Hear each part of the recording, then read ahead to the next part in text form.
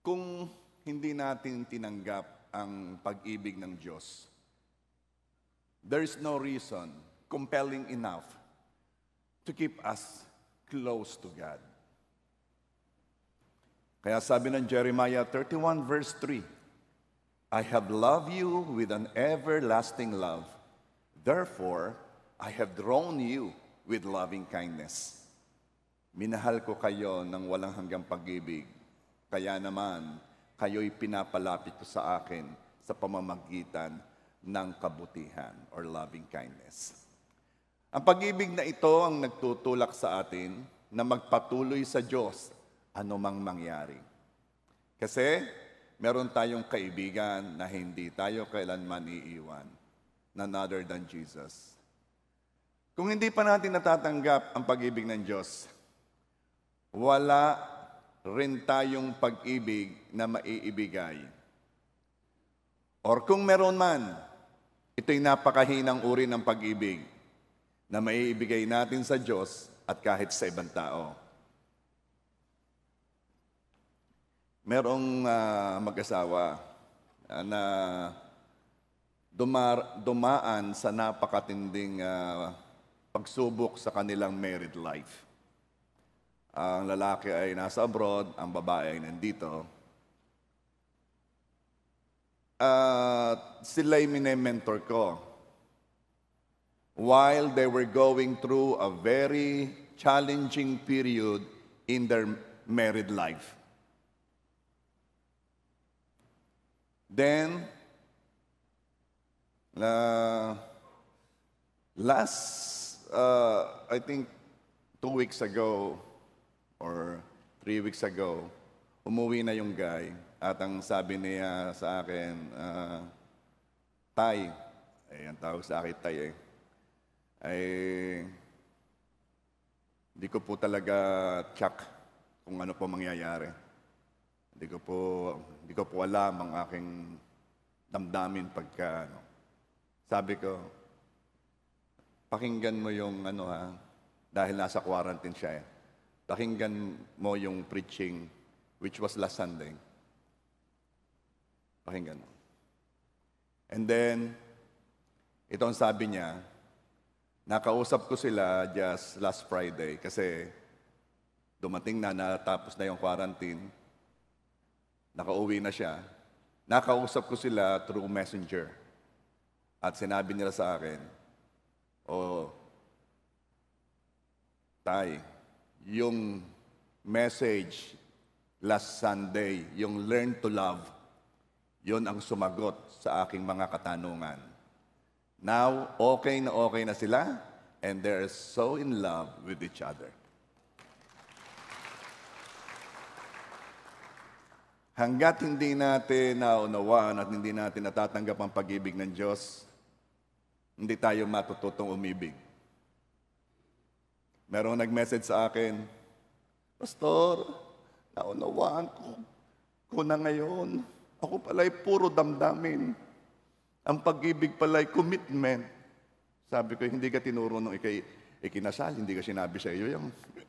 Pero talagang ganun ang damdamin masyadong, laki-laki. Hindi natin naunawaan kung anong uri ng pag-ibig ng Diyos na siya ay umibig sa atin dahil nagpasya siyang iibigin tayo. We really need to receive the love of God. Dahil when we receive God's love, then and only then will we learn to love like Jesus loves. And knowing to love with God kind of love is the answer to many questions. Kaya, pag-aaralan natin ngayon ay Learn to Love Part 2. Okay? Kung last Sunday, 7 points ang sinabi ko sa inyo, ay sabi ng aking mahal na asawa, Papa, ang dami naman points. Bumawi ako ngayon. Ngayon, 1 point na lang.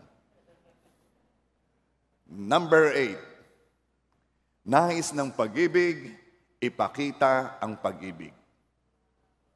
Yan ay kailangan makita natin ang katangian ng pag-ibig ng Diyos Yan pala'y nais ipakita. Meron akong ipapakita sa inyo na picture. Siya ay si Inay Gloria Gonzales. Siya'y taga-Tanawan.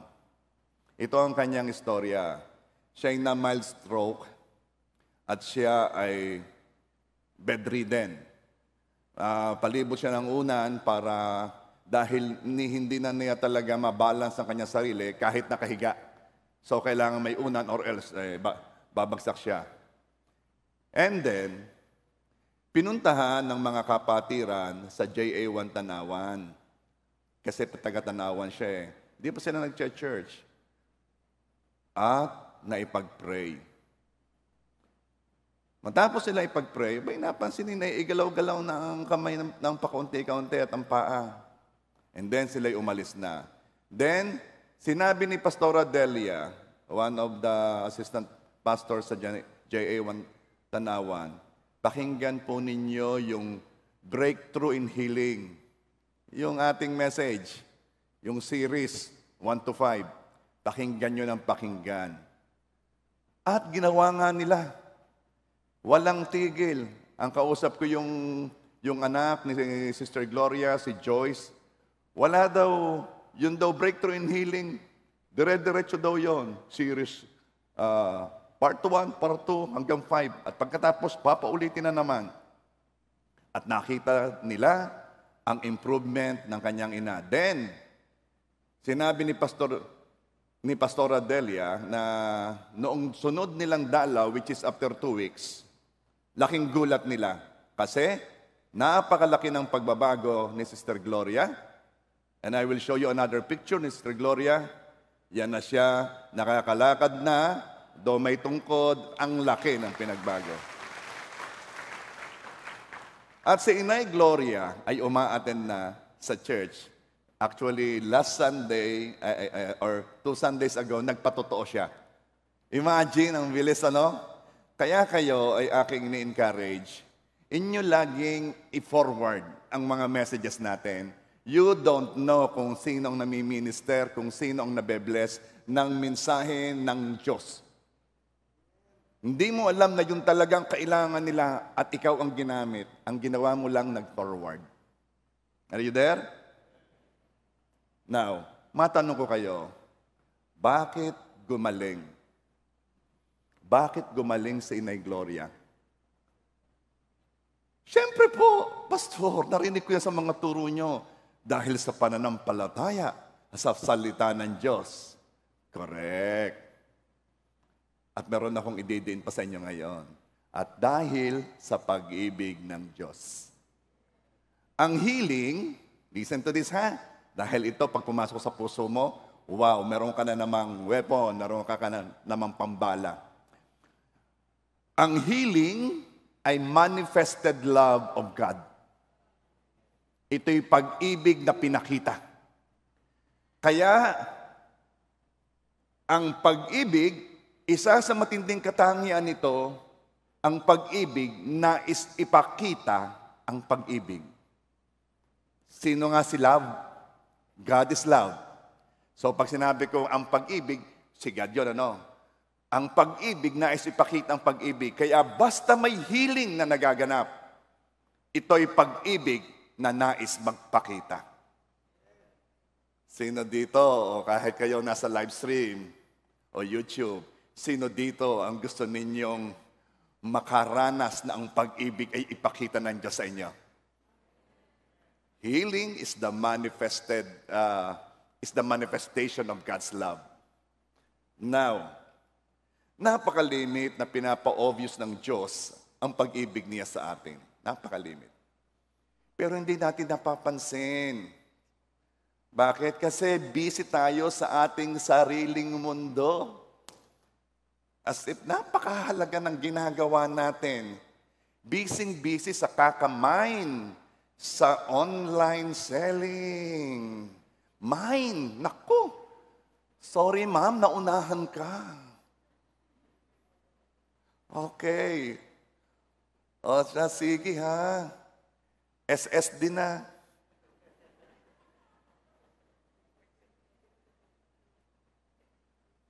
Sabi ko, ano bang ibig sabihin ng SSD? Ano ibig sabihin nun? Talaga nahuhuli ako ng mga sang, di daw nila alam, screenshot done. Yan. O kaya na may busy tayo. Alam mo pala yan? Ako po'y magko-confess ha. Talaga ako may linggo-linggo may kasalanan eh. Abay ako nakapag-online na sa halaman. Di alam na ninyong kinahuhumalingan ko ngayon. Ano? Nag-online ako. Aba, ay hindi ko alam. 4 na oras na ako. Kaya lang tumigil ay baka mabana daw siya. Naubos ang 4. Ganon pala katindi yun. Kapag meron kang isang bagay na kinabibisihan, hindi mo alam talaga, hindi mo alam ang nangyayari sa palibot mo, ay dahil lunch na, hindi pa ako nagla-lunch. Dahil ipinakikita sa akin ang mga halaman na sa gaganda pag inilapit sa camera. May kaano ako dito mayroon akong kasama sa pag-online yung kapatid ko. Yun ang aking influence. Hindi ko lang malaman kung good or bad, pero influence. O kaya naman, busy tayo sa ating sariling mundo. Yung iba kasi hindi online, sila add to cart.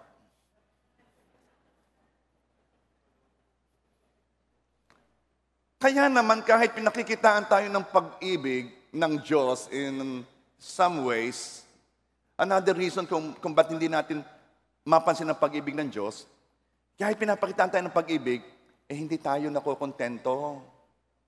We always want some more. Kaya hindi natin napapansin, sunod-sunod na ang kabutihan ng Diyos. Kaya pinapalalahanan tayong maging grateful, to count our blessings, and testify sa kabutihan ng Diyos. Pinapalalahanan tayo kasi pag hindi natin ginawa yon, mamaya, malungkot ka kasi ang iPhone mo ay luma na. Ang iPhone ang pinakasimbol ng walang contentment. Manda po kayo, lalabas ng 13. Manda kayo mag-ipon. Alam mo pala yung mga may iPhone, walang ipon. Ay, sa mahal eh. Anyway, ano lang yon? Advertisement lang, Don't skip the ads. Kaya, paano pinakikita ng love ang kanyang sarili? Paano pinapakita? 1 John 4:9. Dito nahayag ang pag-ibig ng Diyos sa atin sapagkat sinugo ng Diyos ang kanyang bugtong na anak sa sanlibutan upang tayo'y mabuhay sa pamamagitan niya. The expression ng love ni God, sacrificial giving. So makikita mo agad na ang pag-ibig nais niyang ipakita ang kanyang sarili. At ito ay nakikita sa ganitong paraan. Ang pag-ibig ay mas nasisiyahang magbigay kaysa tumanggap. Ang umiibig ay sobrang nasisiyahan kapag siya'y nakakapagbigay generously. For him, giving in love is never a sacrifice. Alam mo, sakripisyo lang naman ang pag-ibig, ang pagbibigay, kapag hindi mo iniibig ang binibigyan mo. Pero kapag iniibig mo, wow, hindi sakripisyo yan, kaligayahan yan. Pinag-iisipang mabuti ng pag-ibig ang kanyang ibibigay. Ito ba ang dapat kong ibigay? Magugustuhan ba niya ito? Masaya ang pag-ibig na ibigay ang kailangan o ang gusto ng binibigyan. Kaya ang love ay nag-e-effort to know what the person na bibigyan niya, kung ano ang gusto niya. Nire-research niya ang size, ang style, ang color. Hanapin nila yon. Sasadyain nila, hindi nila isasabay sa lakad. Bakit? Because that itself is the lakad. Masaya sila na maibigay ang kailangan. Kaya minsan dito tayo nagkakamali. We tend to give others what we like for ourselves. Uy, alam mo, Redito, bibigyan kita ng mga Japan surplus.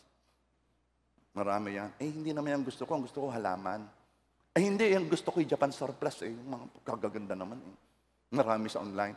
Yun ang ating nagiging mali.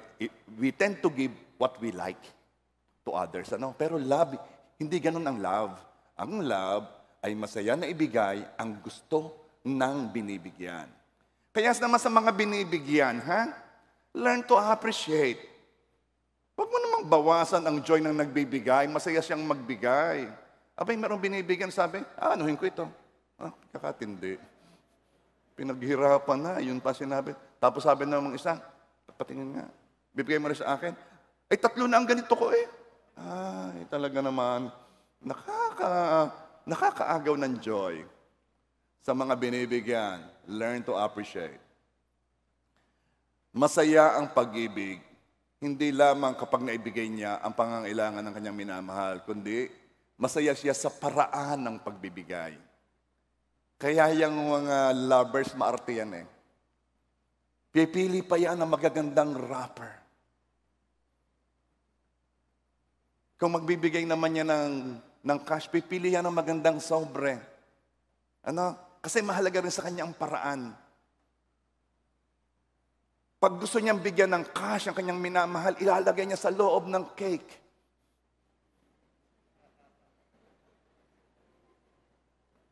Sa hirap naman, gagayunin pa, lagkit na lagkit.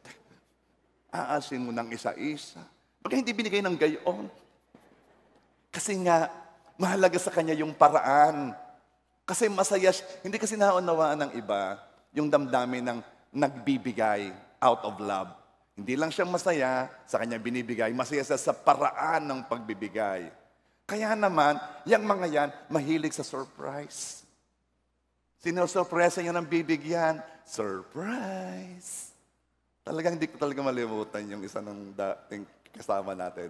Pastor, may surpresa kami sa inyo mamaya.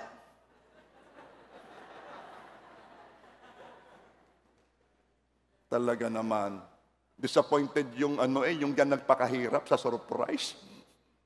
Ito si Melody, lagi akong sinusurpresa nito doon sa isang event na lagi ako nasusurprise. Bakit? Kasi bihibira naman ang nagse-celebrate doon We celebrate birthday, we celebrate anniversary, pero nagse-celebrate tayo ng kung kailan ka naging pastor.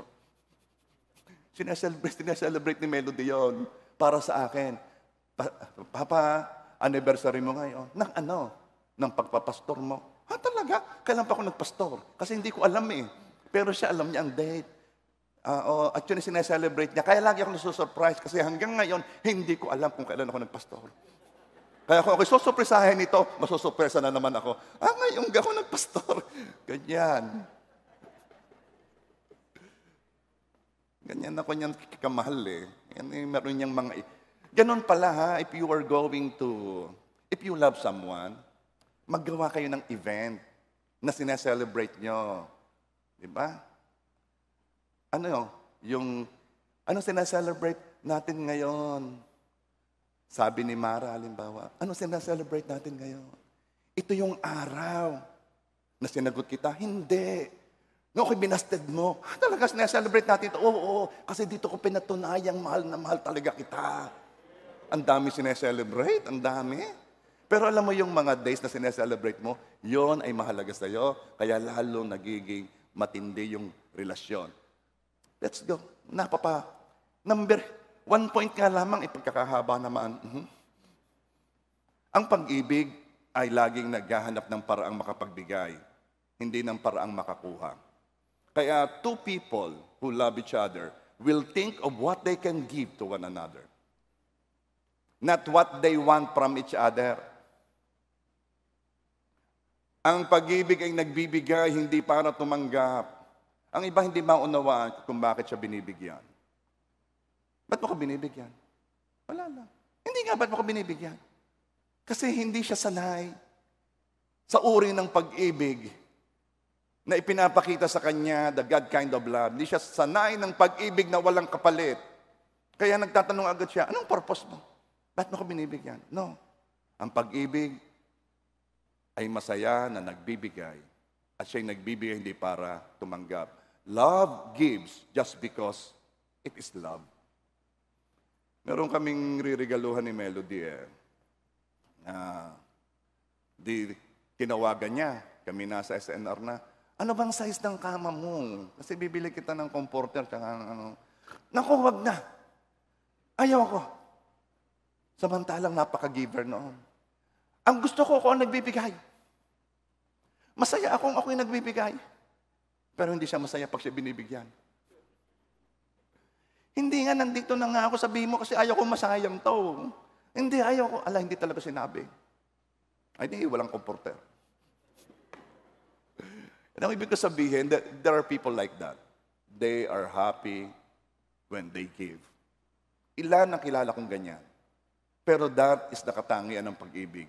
Masaya sila kapag sila, mas masaya sila kapag sila ang nagbibigay. Now, ang pag-ibig, another katangian ng pag-ibig ay ito. Paano ba ito pinakikita? Sabi ko sa inyo kanina, ang pag-ibig ay mas nasisihang magbigay kaysa tumanggap. Ano? Ang pag-ibig ay nasasaktan pag ang iba'y nasasaktan. Kaya ang pag-ibig ay nakikita sa compassion and mercy. At paano ito nagagawa? Through direct interaction. Yung bang pagdamay, yung a simple pangungumusta, kumusta na kayo dyan? Or indirectly, papaano? Through prayer.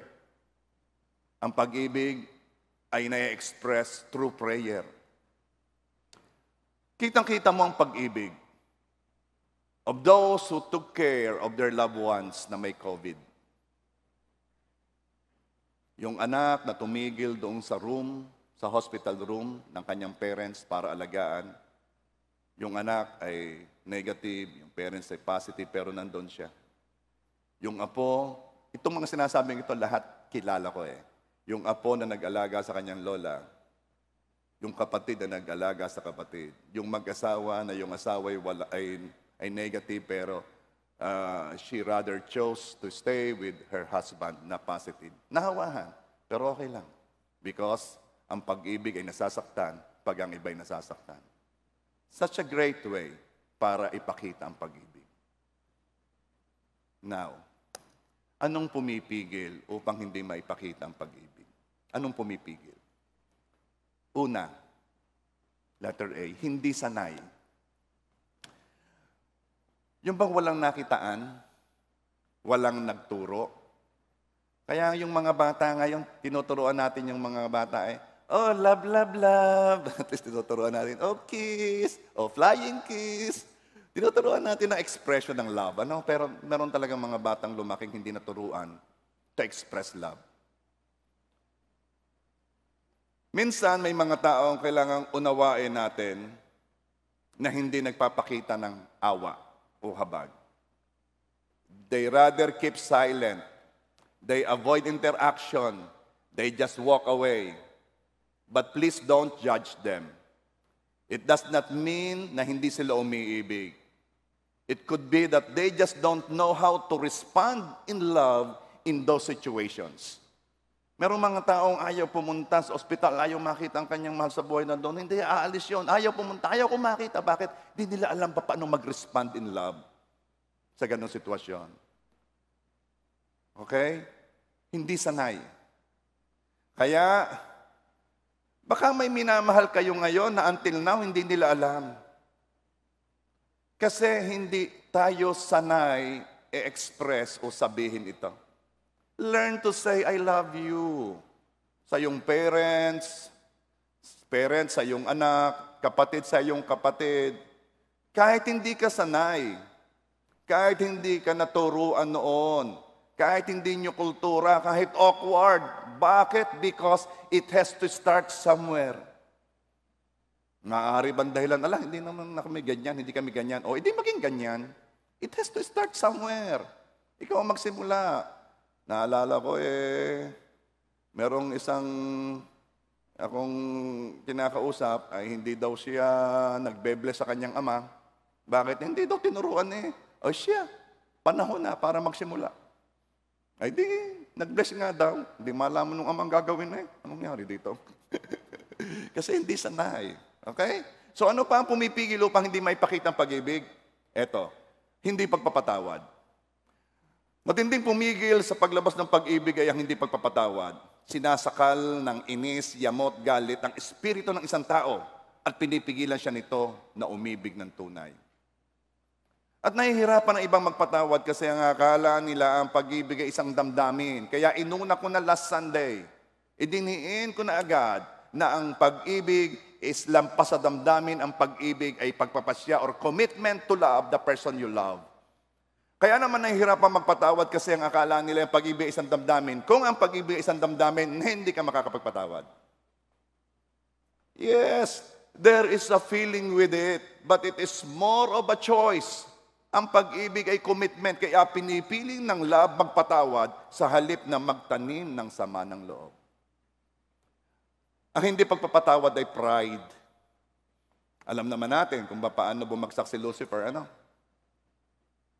patalikod. No, pride. Pinatawad tayo ng Diyos, tapos hindi natin patatawarin na nagkasala sa atin. Ano ang message na sinasabi natin sa Diyos? Ito ang message, Panginoon, mas mataas ako sa iyo. Kasi ikaw ay nagpapatawad, ako'y hindi. I get even. Kaya sabi mo, mas mataas ka sa Diyos. Kaya ang hindi pagpapatawad ay napakataas. Napaka-prideful act. Tinaasan mo pa ang Diyos. Kaya parang pinagmamalaki pa nila, ang Diyos nagpapatawad, ako'y hindi. O hindi mas mataas ka sa Diyos. Ang hindi pagpapatawad ay pride. Pastor, nararamdaman ko pa rin na sakit na ginawa sa akin Then, again, I want to remind you, damdamin versus commitment. Lagi kong ididiin yan sa lahat kong preaching. Kasi ang hirap niyang unawain. Dahil sanay na sanay tayo sa damdamin. Isipin mo if the love of God ay pareho ng sayo. Isipin mo. Ilang beses na ba tayong nagkasala sa Kanya? Papaano kung ang Diyos ay kumikilos sa damdamin? Ay delikado. Salamat at ang Diyos ay kumilos sa commitment na sinabi niya, mahal kita. Love is not just willingness to forgive, but willingness to forgive again and again. And again. Ano pang pumipigil sa bakit hindi mailabas, ma-express, maipakita ang pag-ibig? Ganong ang katangian ng pag-ibig. Ang pag-ibig ay nais ipakita ang pag-ibig. Dahil ang pag-ibig ay maaaring masakit. Lalo na kung ang pag-ibig ay hindi mutual. May nagpa-counsel sa akin, siya isang babae at nasabi niya, nahihirapan na daw siya dahil hindi siya mahal ng kanyang asawa. At siya lang daw ang nagmamahal.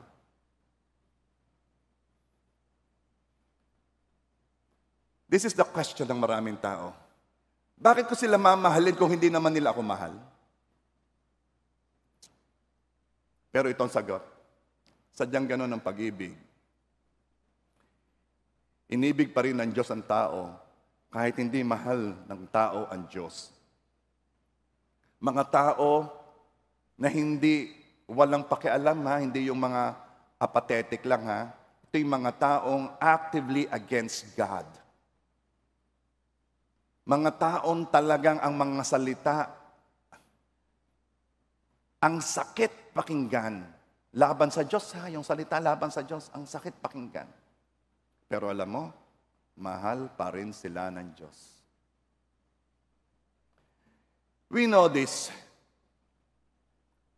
God hates sin. Alam natin yan. Psalms 5 verse 4 and 5. Let me read it to you. For thou art not a God that had pleasure in wickedness, neither shall evil dwell with thee. The boastful shall not stand in your sight. You hate all workers of iniquity. God hates sin. Kinamumuhian ng Diyos ang kasalanan. Pero tingnan ninyo kung ano ang ginawa ng Diyos na namumuhi sa kasalanan. Tingnan ninyo kung anong ginawa ng Diyos. Wala pang provision noon para mabayadan ng kasalanan ng tao noong Old Testament. Wala pa. Hindi pa sinusugo si Jesus para bayaran ng kasalanan ng tao. Not yet. So anong ginawa ng Diyos? Siya ay nag-institute ng isang method to cover our sins, ang kasalanan ng tao. Paano nyo ginawa yon? Through animal sacrifices. Nagpapatay ng hayop at doon hinahawakan yung ulo ng hayop na para bagang inililipat ng tao doon ang kanyang kasalanan at yun ay nagiging sakripisyo. Yun ang namamatay. Yun ang nagbabayad ng kasalanan. Pero yun ay ginagawa paulit-ulit because hindi naman kailanman na wala ang kasalanan, na cover lang.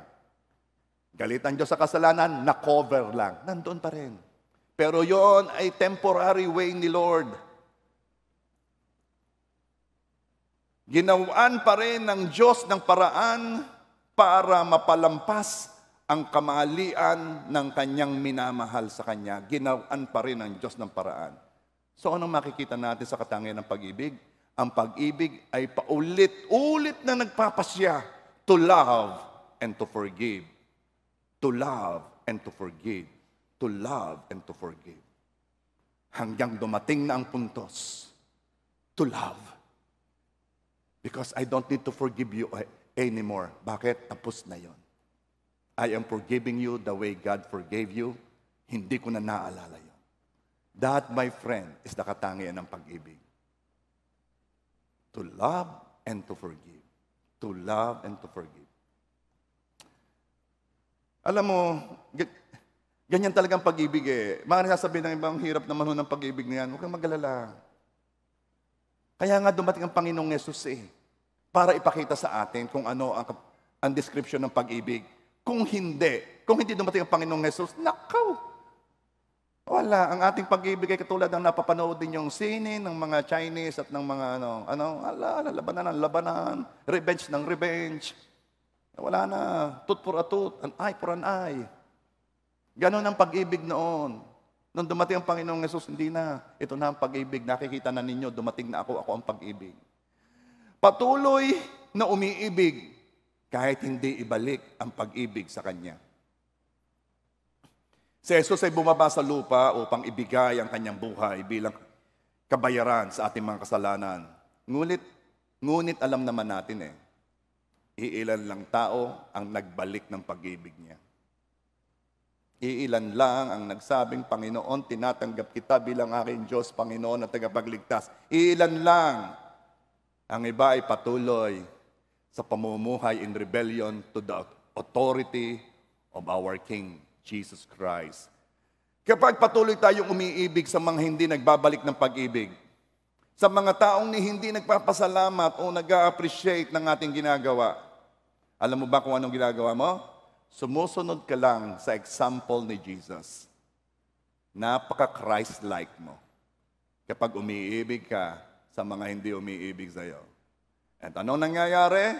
Love is being shown. I told you, ang pag-ibig nais ipakita ang kanyang sarili. This is the way.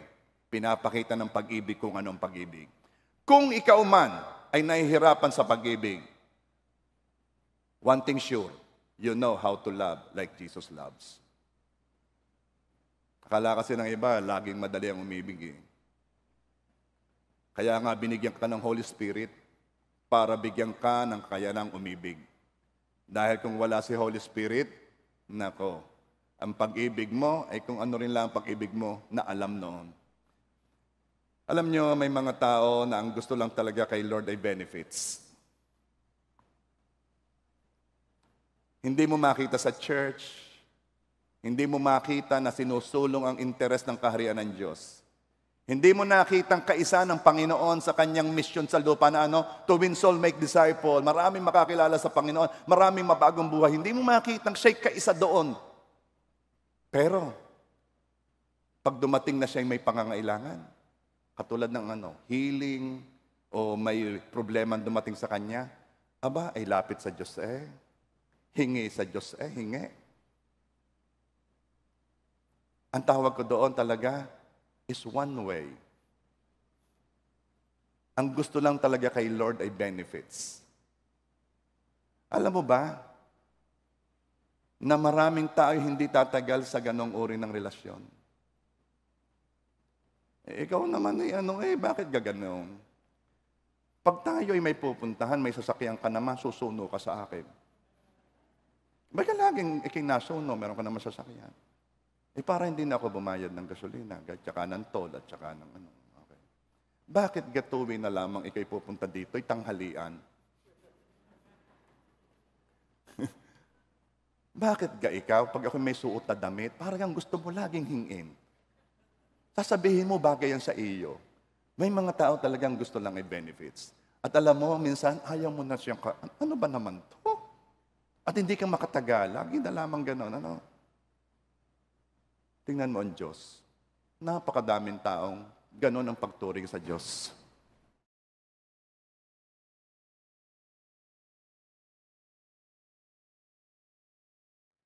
Na ano yun? Binibigay pa rin ni Lord ang hinihingi.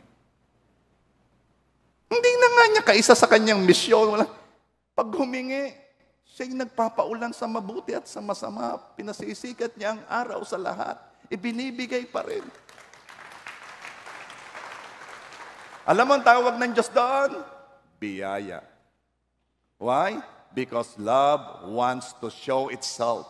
Love wants to manifest itself. At ang pag-ibig ay ganon.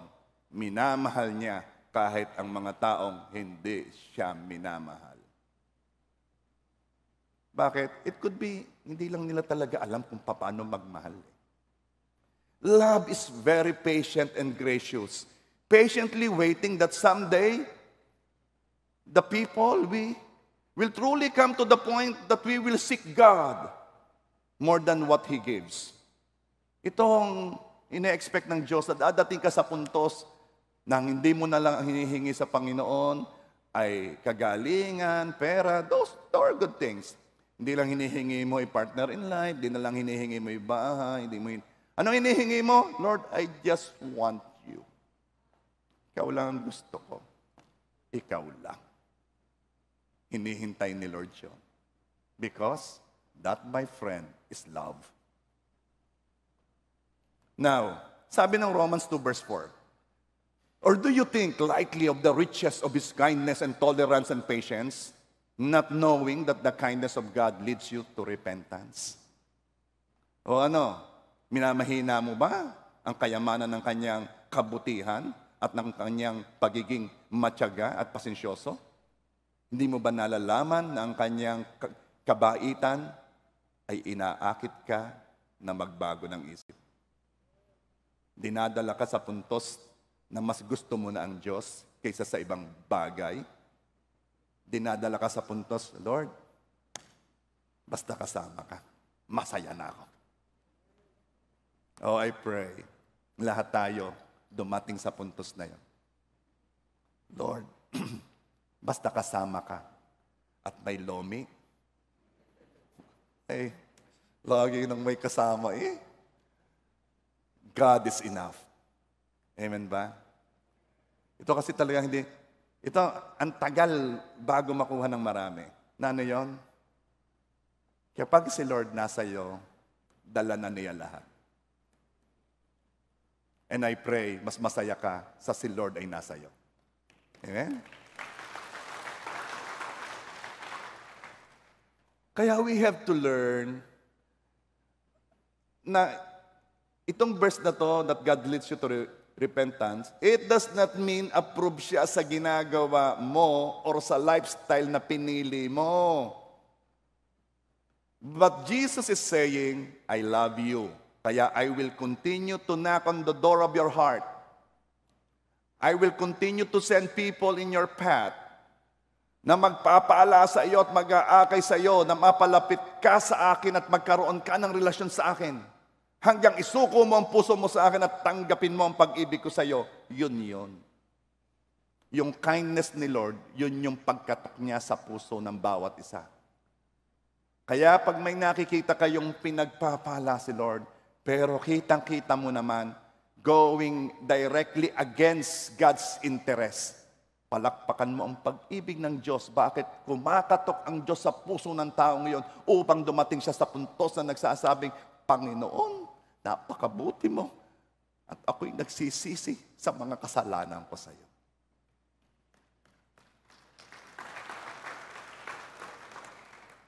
Kaya tayo man, we have to learn what love is. Huwag tayong mabatas. Huwag tayong correct ng correct. Maging gracious and patient din tayo sa iba. Para namang hindi nagkakasala. Napakahigpit sa iba.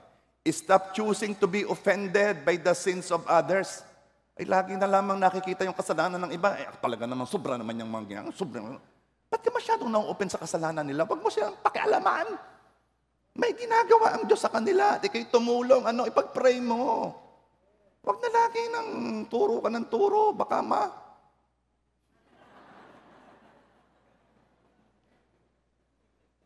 maituro din. Kayo naman. Stop choosing to be offended by the sins of others and instead show them the love that does not ask kapalit. Ipakita mong pag-ibig na hindi humihingi ng kapalit. I love you just because I love you. Yun lang? Yes. Wala kang hinihingi sa akin? Wala. I just love you. That's why I will pray for you. Ano pa? Bakit hindi mailabas itong pag-ibig nito? Bakit hindi maipakita ang pag-ibig nito? Gano'n ang katangian ng pag-ibig ay nais ng pag-ibig ipakita ang kanyang sarili. Dahil yung taong yun nasa gitna ng problema. Yes. Mas madaling umibig kapag banayad ang takbo ng buhay. Mas madaling umibig kapag okay, lahat ay ayos ang patas, walang problema. Ito ang point. Hindi maipakita ang pag-ibig kapag may dinaraan ng pagsubok. And during this time, you don't feel like loving. Kapag ikay may dinadaan ng mga pressure, may dinadaan ng kang mga stressful situation, ay nako, hindi mo maisip umibig. Focus ka sa self. At kung matindi-tindi talagang problemang yan, minsan dumadating ka sa puntos na ikay nagtatanong, sana inalis na lang ni Lord ito. May nagtanong nga sa akin kapag ikaw ay nagpray para doon sa problemang iyon, aasid ba ni Lord yung problema o ikaw ang babaguhin ni Lord? Ang ganda na kanyang tanong. Sabi ko, depende. Saan ka ba makakamukha ni Lord? Nakaw, hindi aasin ang problema. Kasi kapag ang purpose ay makamukha ako ni Lord, ako mag-a-adjust. Anyway, hindi yun ang aking tuturo sa inyo. Naalala ko lang. Hindi may pakita ang pag-ibig kapag may dinaraan ng problema. Kaya sabi nila, sana inalis na lang ni Lord ang problema. Sana hindi na lang nangyari ang mga masasakit na bagay na ito. Sana. At kapag sila nagtatanong kung bakit nangyari yon, ang mga problemang yon nangyari, bakit? Ito lang ang malimit kong sagot. Because we are living in an imperfect world. A world tainted with sin. Kaya lahat ay dumaraan sa problema. But another answer today is this. Because God is giving us an opportunity to love Him. Ano naman ang kaugnayan ng problema sa pag-ibig? Ganito yon. Nais ng pag-ibig, ipakita ang pag-ibig. Yan ang sabi ko sa inyo kanina, di ba?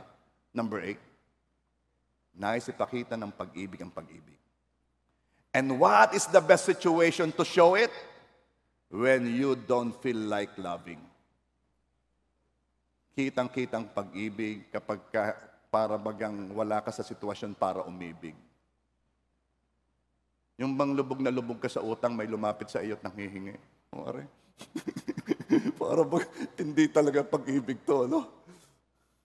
Matindi ang pag-ibig. Matinding pag-ibig ang naiipakita kapag ang umiibig ay nasa problema. Love was demonstrated nung ang Panginoong Jesus. At again, ulitin ko kasi napakatindi. Nung ang Panginoong Jesus ay nananalangin sa Gethsemane or sa Gethsemane. And last Sunday, we learned that love is more than an emotion because of this. That love is a commitment to love the person you love. And Jesus exemplified it in the Garden of Gethsemane when He was asking God to let the cup pass over Him. And according to Matthew, Jesus said, "My soul is exceedingly sorrowful even to death."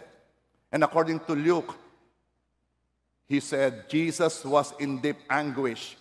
His sweat was like drops of blood falling to the ground. But as Jesus prayed with deep emotion, at the end, his commitment to love was uttered. But God, not my will, but your will be done. True love was shown here. At kaya napakatindi ng pagpapakita ng pag-ibig na ito kasi ang pag-ibig na ito ipinakita sa kalagitnaan ng napakatinding problema. Ang pag-ibig na ito ipinakita while Jesus was sweating blood sa sobrang stress. Sa kanyang hinaharap na mapapahiwal ng kasalanan ng tao ay pupunta sa kanya. Imagine, banal na banal. Since the beginning, and there is no beginning, hindi nakaranas ng kasalanan ng isang Diyos at ngayon, ibibigay sa kanya lahat yun. Imagine the stress. Kaya siya nagsusweat na ng blood. At doon sa pagkakataong yon, sa gitna ng problema, nagawa pa rin niyang umibig. At love is a commitment. God, not my will, ha? Not my will, but your will be done. True love was shown here. Love was demonstrated nung ang Panginoong Jesus ay nakapako sa krus. Mahirap umibig kapag nasa mahirap na sitwasyon. Usually, focus ka sa pain mo. Kaya mas nakikita ang pag-ibig sa mga ganitong pagkakataon. Alam mo bang nagpapa-obvious ang pag-ibig dito? Nagpapa-obvious ang pag-ibig noong ang pag-ibig ay nakapako sa cross. Nagpapa-obvious, and I pray makita ng maraming tao. Ano yon? When pag-ibig was nailed in the cross, pag-ibig said, "My God, forgive them, for they know not what they do." At alam mo, dahil may nakita ng pag-ibig, at ang pag-ibig na yun ay pumasok sa puso ng mga disipulo, here comes Stephen. Si Stephen na binabato hanggang mamatay ng mga tao, binabato ng mga tao, and Paul was there. Paul was there. Dahil doon nilalagay ng mga tao ang kanilang balabal para bagang nagpapakita sila ng kanilang righteous deeds na papatayin nila ang isang Kristiyano. At habang binabato si Stephen, anong sabi ni Stephen? God, don't charge this sin against them. Dahil ang pag-ibig ay nakita, ang pag-ibig ay nalaman, ang pag-ibig ay pumasok, kaya na rin umibig ng mga tao ngayon. Kaya yung nagsasabing, hindi ko kaya, hindi mo nga kaya. Kaya si Jesus ay pumasok sa iyo para ikaw naman din ay matutong umibig. I read this story. Hinahanap ko nga ulit para masabi ko talaga in detail. Pero hindi ko makita yung article Pero the story goes like this. Na nung una ay merong papatayin. At ang pagpatay nung una, yung bang merong axe. Na yung may axe, meron siyang hood. Ay labas naman ng mata, para and then pupugutan niya ng ulo. That man was a righteous man. Pero bago siya pugutan ng ulo, lumapit siya doon sa may hawak ng palakol. Hinalkan niya at sinabi, "This is to show you that I don't hate you and I love you." Sa iyong gagawin sa akin, gusto ko lang ipakita sa iyo na mahal kita. You know what? Kayang ipakita, pwedeng ipakita ang pag-ibig. If you will ask, bakit may problema? Because being in the midst of problem is an opportunity for love to be seen. Kung ikaw ay nasa gitna ng problema, pagkakataon yan para ang pag-ibig ay lumabas. Para ang pag-ibig ay makita. Pagkakataon yan para lumabas ang pag-ibig at maipakita niya ang kanyang sarili. You are given an opportunity, a very wonderful opportunity. Opportunity to choose. Na will I be self-centered and ask, Lord, why? Why did it happen to me? Or choose for love to be seen in my life. Lord, I forgive them. I love them. I am praying for them. Those people who hurt me, Lord, bless them. Wow, love is being shown here. Kahit may dinaraan ng problema, pero still you can manage to sing. God, I know why I am here. I am here to worship you. Ano mang sitwasyon, because to worship you, I live. That is my purpose. To worship you, I live. And I am not choosing the situation. I am not choosing the time. Because every time, every minute, every hour is an opportunity to be who I am. I am your son, created to worship you, to love you.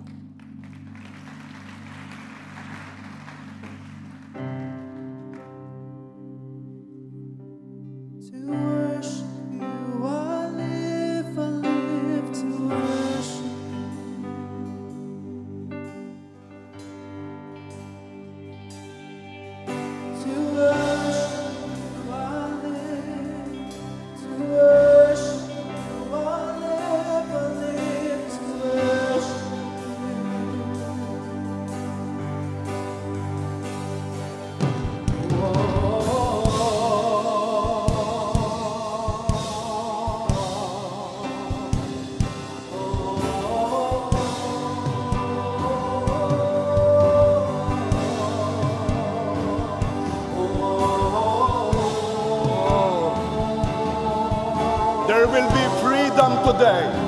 Maraming lalaya ngayon. Maraming gagaling ngayon. Dahil ang pag-ibig, ipapakita niya ang kanyang sarili. Imamanifest niya ang kanyang sarili. Come on, worship your King. Worship love. Worship God.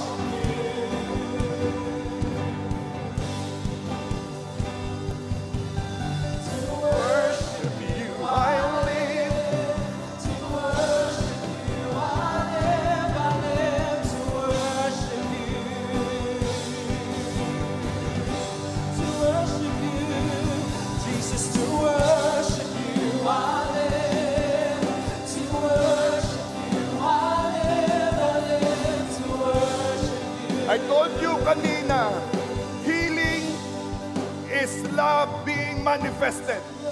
Ang kagalingan ay pag-ibig na ipinakikita. Ang pagpapala ay pag-ibig na ipinakikita. Kaya humanda kayo. God is going to show Himself today. Ipapakita ng Diyos ang kanyang sarili. Are you ready? Come on, worship. Worship your King.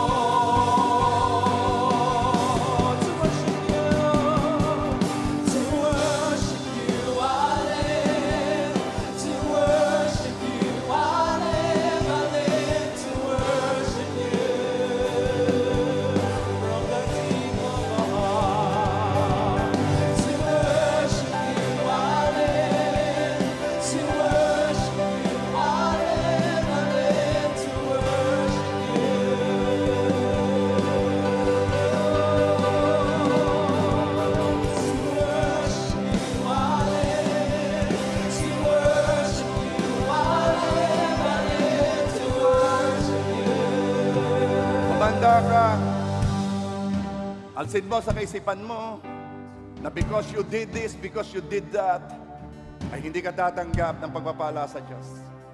Alsin mo rin sa kaisipan mo. Because you did this, because you did that, ikaw itatanggap ng pagpapala sa Diyos. Because today, biyaya is what you are going to receive. Gustong ipakita ng pag-ibig ang kanyang sarili. Gustong mag-manifest ng love. And good things, blessings, healing, a solution to a problem, a door being opened, a breakthrough in your life is God's way of showing love. It's love manifested. Just 2 days ago, dalawang magkapatid ay tuwang-tuwa. Kasi for a very long time, nakabili sila ng lupa na mayroong problema. Hindi may lipat sa pangalan nila, paid na. Akala nila it will be their investment. Malungkot na sila kasi natalo na sa kaso. Nakuha na yung lupa nila. Pero alam mo, ang pag-ibig ay hindi tumitigil. Napakatagal, yes. Alam mo kung ano nangyari? Nabaliktad ng korte ang kanyang desisyon. Ibinigay sa kanilang lupa at naka-breakthrough yung magkapatid, naka-breakthrough. May sasabihin ako sa iyo, may mga pintong mabubuksan sa buhay mo. May mga pintong akala mo isara ay mabubuksan ngayon because love wants to show Himself.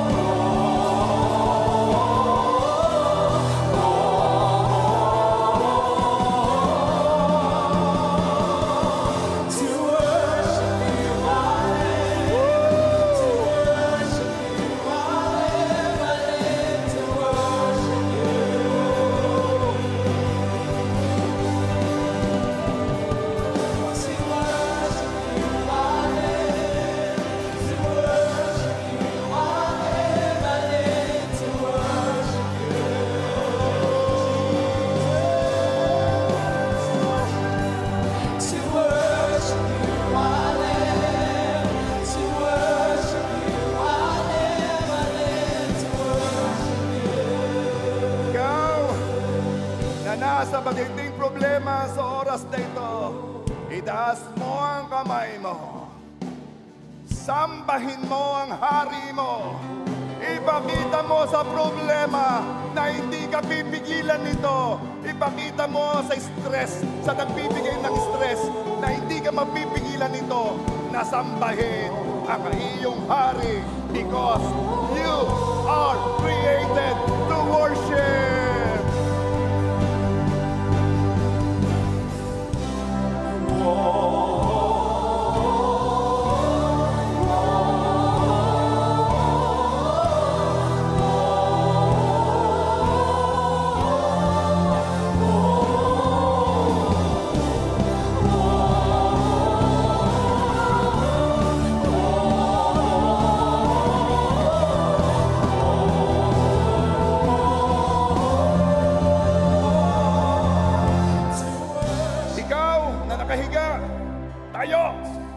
Ikaw na nakahiga, gusto mong itaas ang kamay mo, tayo ngayon. Tumayo ka. Come on, itaas mo ang kamay mo. Healing is flowing. Healing is flowing. Tayo, receive your healing. Receive your healing. Receive your healing. You are healed. You are healed. Wala nang lagnat. Wala nang sakit. Wala nang sugat. Wala nang pain. You are healed. You are healed.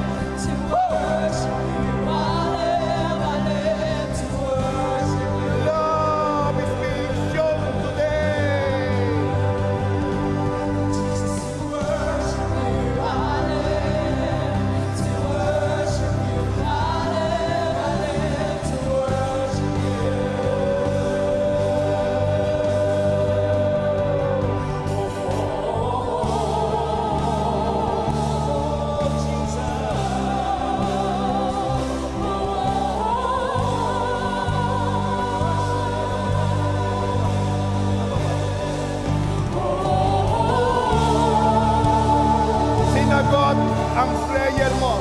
Sinagot ang prayer mo. Hindi lang ang asawa mo ang nagsuko ng buhay sa Panginoon, pati ang anak mo, buong pamilya kayo, nagsuko ng buhay sa Panginoon. Sinagot na, nabuksan ang pintuan. Why? Because you are worshiping your King. In any situation, Kahit ang nakikita mo, yung opposite ng pinagpe-pray mo, still you are worshiping the King. Tinatas mo ang kamay mo katulad ngayon at sinagot na ng Diyos yan. Again, here, may breakthrough nangyayari. May breakthrough nangyayari. Tagal mo na itong hinihingi. Ang tagal na. Pero alam mo ba ang katangian ng pag-ibig? Gustong-gusto ng pag-ibig ibigay yung gusto ng kanyang minamahal. Ayaw niyang magbigay ng hindi masisiyahan. Inaalam niya talaga. And this is it. Love is giving what you have been praying for a long time. Ibinibigay ito ng pag-ibig. Ibinibigay ito ng Diyos. Come on. Receive your breakthrough. Ano man yan. Whether it be financial breakthrough, whether it be healing, whether it be restoration ng relationship, whether it be ano man yan that really affects you. Heto na. Taas ang kamay. Taas ang kamay. Worship your King and something is going on. Worship your King. Worship your King. To worship you, I live. Worship your King. To worship you, I live to worship you. Matagal na yan, pero nagbe-breakthrough ka na. Yes, continue worshiping. To worship you, I live. To worship you, I live to worship. Sabihin mo kay Lord yung matagal mo nang hinihingi because God is giving you a breakthrough today. To worship you, I live. Sige. to worship you, Sabihin mo kay Lord. Sabihin mo kay Lord.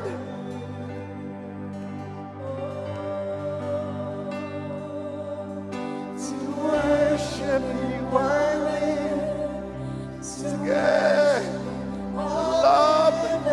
Love is being manifested today. Ang daming nasagot, ang daming binigay. Yan, dumarating na.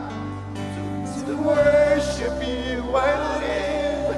Oh. To worship you, I live to worship you. Umanda ka!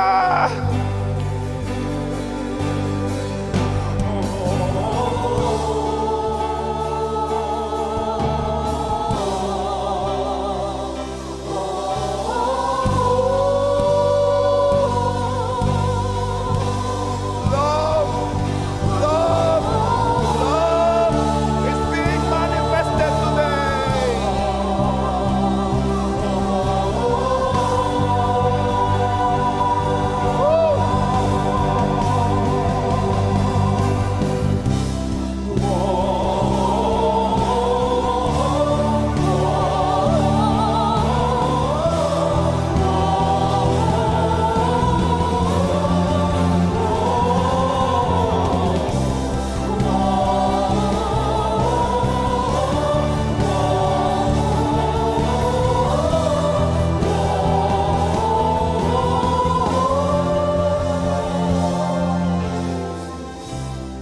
Hawakan mo ang parte ng katawan mo na gusto mong gumaling. Kung ikaw naman ay merong pinagpe-pray na mahal mo sa buhay at alam mong may sakit siya, hawakan mo din ang parte ng katawan mo as if yon ang parte ng katawan ng mahal mo sa buhay na gusto mong dumalo yung kagalingan. Do it now. Do it now. Habang hawak mo yung parte ng katawan mo yan, I'm gonna declare, kung hindi ikaw yan sa ibang tao, pinagpe-pray mo siya, pero still hawak mo rin yung parte ng katawan na gusto mong dumako doon ang kagalingan. Father, you said that you are love, that God is love, and God wants to show itself or Himself. Lord, i-manifest mo ang pag-ibig mo through this healing. I-manifest mo ang iyong pag-ibig sa mga kagaliyang ito. Lord, let your love flow. Let your healing flow sa mga katawang ito ng mga taong minamahal mo. Let your love flow. Let healing flow. Healing is flowing. Healing is flowing. Ikaw yan. Actually, may nararamdaman kang mainit na sa parte ng katawan mo. That is healing. That is healing. Oh, may nararamdaman kang lumagotok sa buto mo. That is healing. That is healing. Oh, napaubo ka. May napasinga ka. Napahatsing ka. That is healing happening. Yes, yes. Oh, pinagpapawisan ka. Hindi naman mainit pero pinagpapawisan ka. Healing, healing is being manifested. Receive your healing today. Today. In Jesus' name. In Jesus' name. And for the last time, let's just say to our King that to worship Him is our mission, our purpose. To worship you, I live. To worship you, I live. I live to worship you.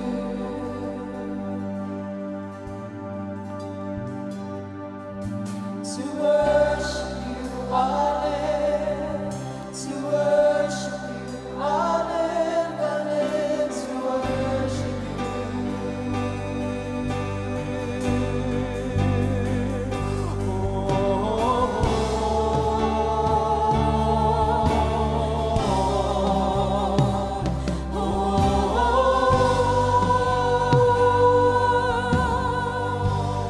Sakit na ngayong damdamin. Sakit na ang damdamin mo. Broken ka. Napakatindi ng pain na iyong nararanasan. I am declaring inner healing sa iyo. I am declaring inner healing sa iyo. Sister, release forgiveness to that person. Release forgiveness to that person. Release forgiveness. And let inner healing be upon you.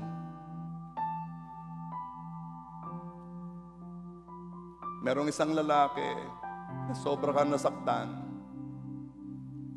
Iisang sagot siya. Tanggapin mo ang pag-ibig ng Diyos sa iyo. Tanggapin mo ang pag-ibig sa iyo, ng Diyos sa iyo, and let healing flow sa loob, sa iyong damdamin. Let healing flow right now. Let healing flow right now. Panginoon, marami pong salamat. Kayo po ang pag-ibig. Salamat po. Sapagkat lagi naming nararanasan ang pag-ibig mo. At Lord, sineselebrate namin lagi ito. Ikaw ang pag-ibig, and we celebrate love. This we pray in Jesus' name. Amen.